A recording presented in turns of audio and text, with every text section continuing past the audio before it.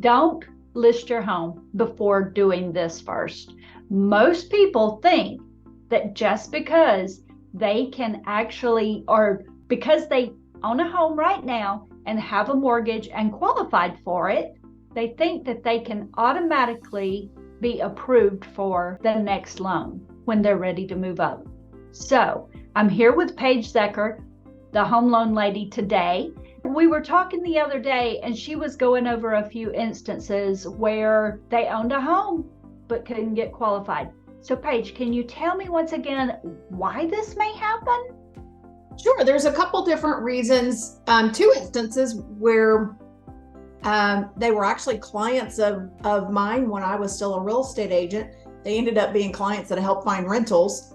And the common mistake that people make is that they're selling a home. They're going to have a lot of money that they can put towards the next purchase. They've got good credit. They make a lot of money.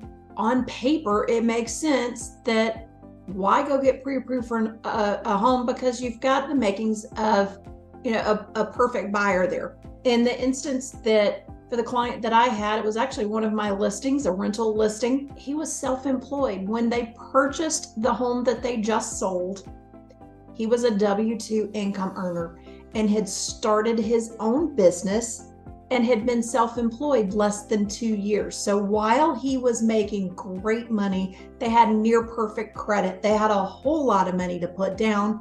He was not able to get a loan because the underwriting guidelines, whether it's Fannie Mae, Freddie Mac, FHA, all of them are going to require self-employed borrowers be self-employed and have filed those taxes at least 2 years. There's some instances where 1 year may suffice, but this gentleman had not even been self-employed for a full year, and we were not able to get him, or he was not able to get approved for a mortgage, and he ended up becoming a fantastic rental client of mine. That was a real eye-opener and a story that I share with a lot of clients. Now, speaking of those self-employed borrowers, I know that there's different loan type products out there, but one of the things in talking with clients, their main goal when they're self-employed is to show the least amount of income. Are you finding that true across the board?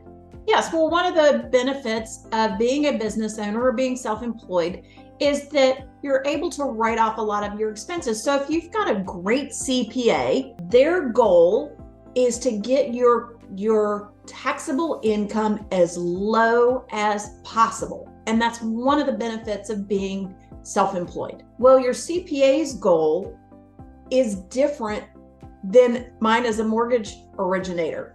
We need to be able to count some income towards your qualifying. So that is a catch-22 that a lot of self-employed borrowers find themselves in, that, do you not write off as many expenses as you can to have that higher income and do that for a few years? Or there are loans specifically for self-employed borrowers where we just use the cash flow on your bank statements. So that could be a really ideal solution for those folks that are self-employed. Right. That 1 and 2 year rules are still going to apply, but it may help that self-employed borrower qualify for a whole lot more home than they would if we were qualifying them based on their tax returns. That's good to know. So all of you self-employed people out there, take note. And when you get ready to buy or sell, make sure that you do, number one, before you list your home for sale, thinking that you're automatically going to move up to that next home, make sure you reach out to us so that we can have a conversation.